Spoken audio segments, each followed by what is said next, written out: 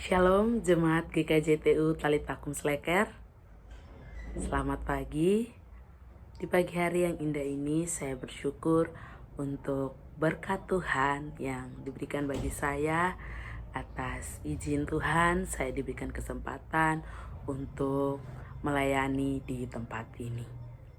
Saya juga berterima kasih kepada Pak Pendeta Victor, para satuan majelis, dan juga semua jemaat Tuhan di sini yang mau menerima saya untuk saya menjalankan praktik berkhotbah. Perkenalkan, nama saya Ivana Kesli Parera. Saya biasa disapa dengan sebutan Ivana. Saya mahasiswa Fakultas Teologi Universitas Kristen Satya Wacana. Saya berasal dari Nusa Tenggara Timur, tepatnya di Pulau Alor. Mungkin itu sedikit perkenalan singkat dari saya. Jika nanti kita bertemu dimanapun, biarlah kita saling menyapa.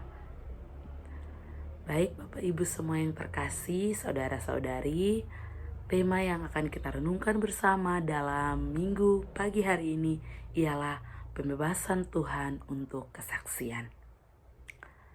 Kita semua pasti tahu, Bapak Ibu dan jemaat Tuhan, kondisi dari orang yang pernah mengalami pembebasan. Ketika seseorang mengalami pembebasan, tentunya ia akan mengalami kelegaan dalam dirinya, nyaman, damai. Karena dia tidak lagi terikat dengan suatu kondisi yang mengikat dirinya, yang membuat dirinya tidak mampu untuk merasakan ketenangan dan juga kenyamanan dalam dirinya. Bapak, Ibu, Saudara-saudari yang terkasih, saya memiliki sebuah ilustrasi. Ilustrasi ini menceritakan tentang seorang petani. Seorang petani dalam kehidupannya sudah bertahun-tahun ia menggarap sebuah ladang dan selalu mendapat hasil yang baik. Hasil panen yang memuaskan. Namun beberapa tahun terakhir ini ia mendapat hasil panen yang kurang baik. Karena musim yang tidak menentu, hama datang tanpa bisa ditebak, dan harga jual di pasar pun lebih rendah dari biaya tanam.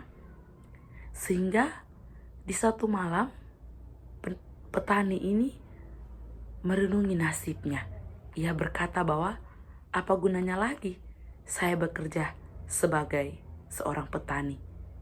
Toh hasilnya pun sama saja, malahan membuat saya semakin menderita dan membuat saya semakin dirugikan. Dan tetangga-tetangganya pun sudah menyerah dengan kondisi mereka. Mereka mulai mencari pekerjaan lain untuk memenuhi kebutuhan hidup mereka. Tetapi di suatu pagi, petani ini pun bangun dengan semangat yang penuh, dengan keyakinan yang penuh.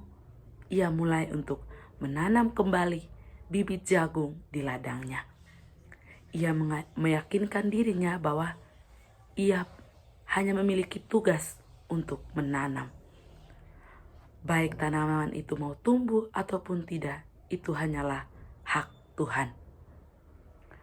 Hari pun berlalu. Petani ini berusaha untuk menumbuhkan bibit jagung tersebut dengan ia menyiramkan di setiap harinya.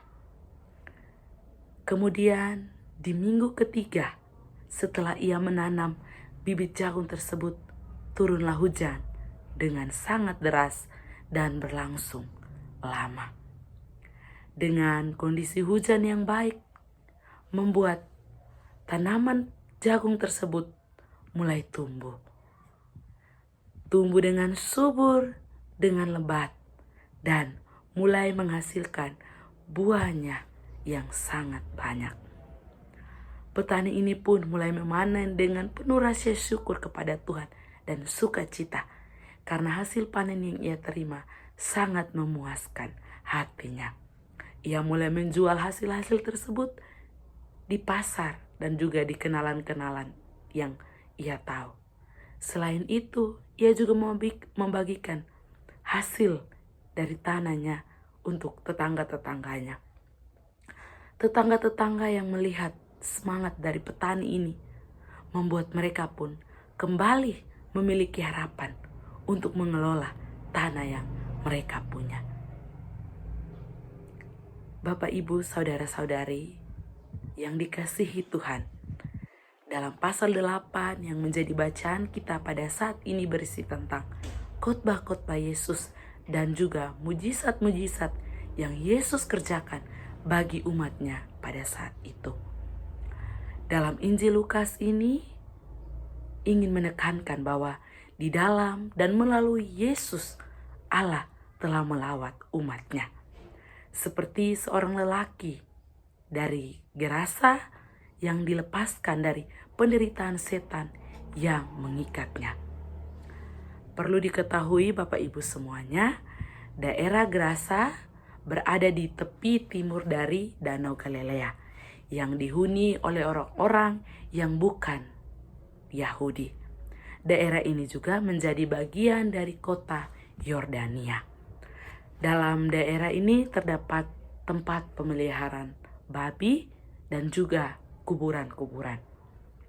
Sehingga bagi orang Yahudi, mereka merasa bahwa kota ini tidak layak untuk mereka tempati karena terdapat babi yang mereka anggap adalah binatang yang haram dan kuburan yang mereka merasa bahwa tempat yang najis. Sehingga mereka tidak mau untuk tinggal dan menetap di daerah Gerasa tersebut. Bapak Ibu jemaat Tuhan yang terkasih, seorang lelaki dari Gerasa yang kerasukan setan itu sudah lama tinggal di kuburan. Ia berkeliaran siang dan malam sambil memukuli dirinya dan tidak ada yang berani mendekatinya. Keadaan ini disebabkan karena banyaknya setan yang merasuki dirinya. Setan ini yang ada dalam dirinya disebut dengan sebuah nama legion.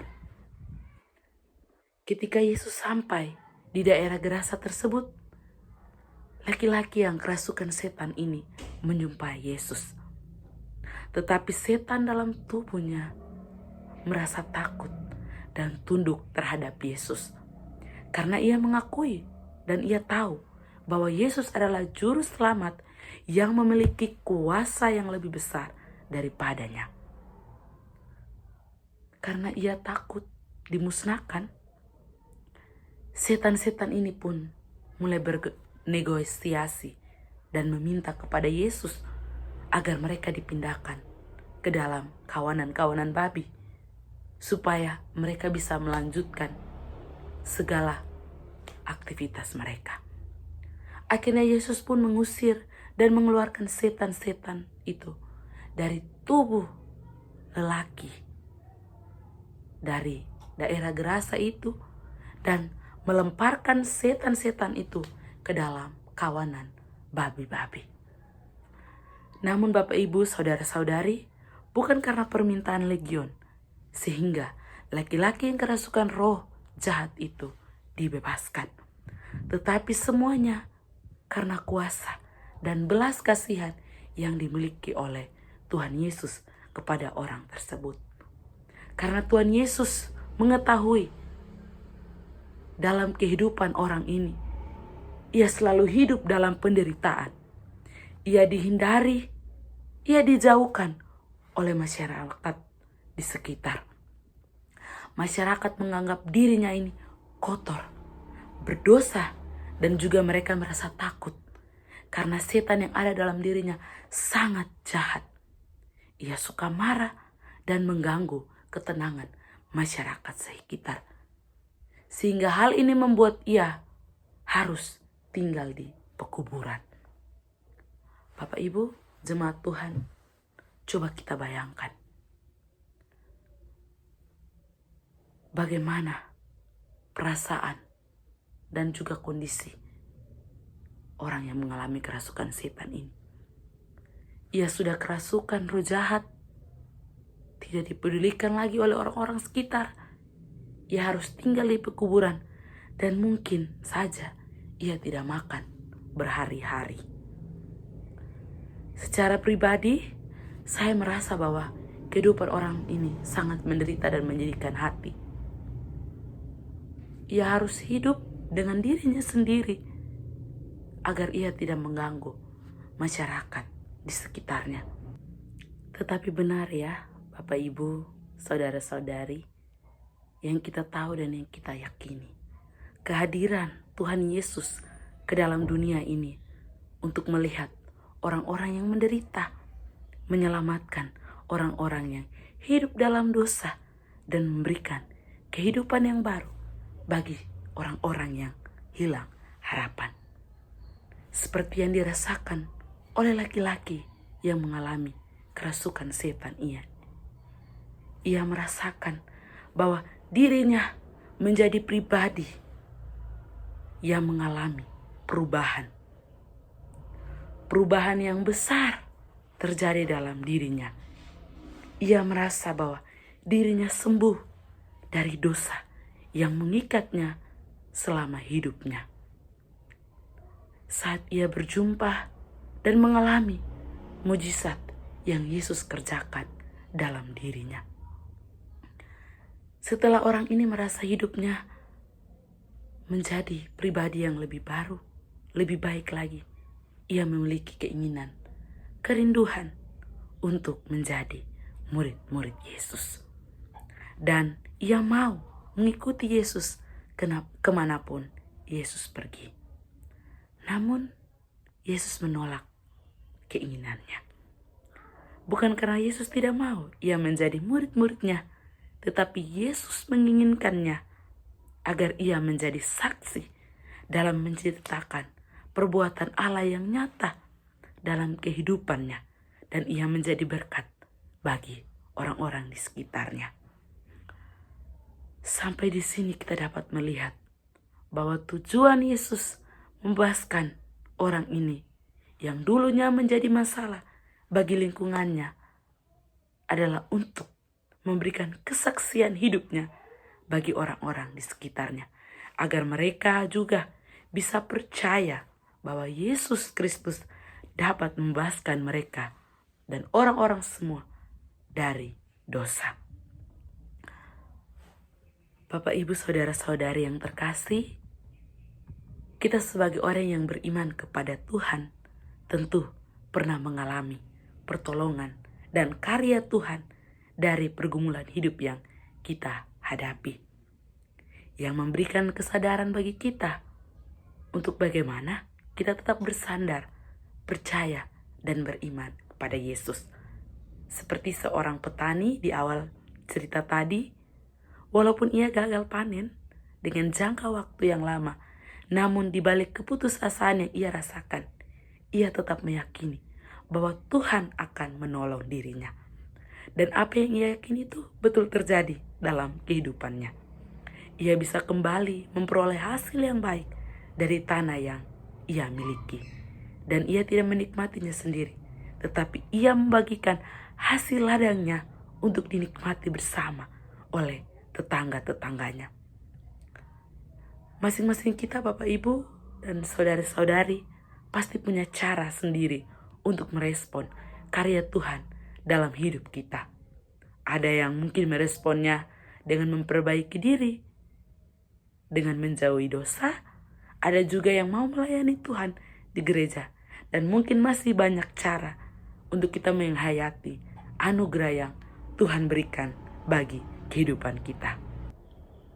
Bapak, Ibu, jemaat Tuhan yang terkasih, melalui firman Tuhan hari ini mau mengajarkan kita untuk kita tidak hanya peduli terhadap diri kita sendiri, tetapi bagaimana kita juga peduli terhadap orang-orang di sekitar kita. Dua hal yang bisa kita lakukan. Yang pertama, melalui pembebasan atau keselamatan yang kita alami menjadi awal bagi kita untuk bertumbuh. Ketika kita mengalami anugerah pembebasan atau keselamatan dari Tuhan, kondisi tersebut akan memberikan perubahan besar bagi diri kita jika kita betul-betul memaknainya dan mau bertobat untuk melakukan kehendak Allah. Dalam proses untuk bertumbuh bersama dengan Tuhan, melakukan kehendak Tuhan, tentunya tidak mudah ya. Tetapi ketika kita meminta pertolongan Tuhan dengan kesungguhan hati, tentu kita bisa melakukannya. Yang kedua, dalam proses kita bertumbuh menjadi pribadi yang sesuai dengan kehendak Tuhan, kita pun bisa menjadi saksi Tuhan untuk menerangi sesama kita. Anugerah pembebasan dan keselamatan yang kita terima bukan hanya untuk diri kita sendiri, namun kita bisa membagikan anugerah itu kepada orang-orang di sekitar kita. Kita belajar menjadi saksi Kristus, bukan hanya menceritakan apa yang kita alami bersama dengan Tuhan, tetapi kita juga menjadi contoh bagi mereka dalam tindakan kita, dalam perilaku kita, agar apa yang kita tunjukkan bisa menuntun mereka untuk membangun hidup mereka, memberikan semangat bagi mereka. Kita tidak boleh egois dan juga tidak boleh mementingkan diri sendiri, tetapi kita harus mampu untuk membantu orang-orang di sekitar kita yang membutuhkan bantuan. Kita saling mendoakan, dan kehidupan kita sebagai pengikut Kristus adalah bagaimana membagikan kasih yang Yesus ajarkan untuk orang-orang di sekitar kita. Ketika kasih ada dalam kehidupan kita setiap harinya, tentu kita bisa menjadi orang yang penuh empati terhadap sesama kita. Bapak, Ibu, Saudara-saudari, Tuhan tidak hanya membantu melepaskan kita, membebaskan kita dari masalah dan tantangan pergumulan hidup kita supaya kita menjadi lebih baik lagi, tetapi Dia juga membebaskan kita supaya kita menjadi saksinya bagi sesama kita. Sekecil apapun itu kesaksian kita, tetapi ketika kita melakukannya dengan penuh keyakinan bahwa Tuhan memakai saya untuk menjadi alat yang dapat menjamah hati orang lain, pasti orang yang menerima pun akan merasakan kehadiran Tuhan dalam diri mereka. Oleh karena itu, jangan kita abaikan orang-orang di sekitar kita begitu saja, tetapi kita harus mau untuk peduli dan menolong mereka dalam setiap kondisi dan situasi hidup yang mereka alami. Kiranya dengan pertolongan Roh Kudus dapat memampukan kita semua untuk melakukan kehendak Tuhan dan menjadi saksi bagi orang-orang di sekitar kita agar mereka pun mengalami pembebasan dan keselamatan. Amin.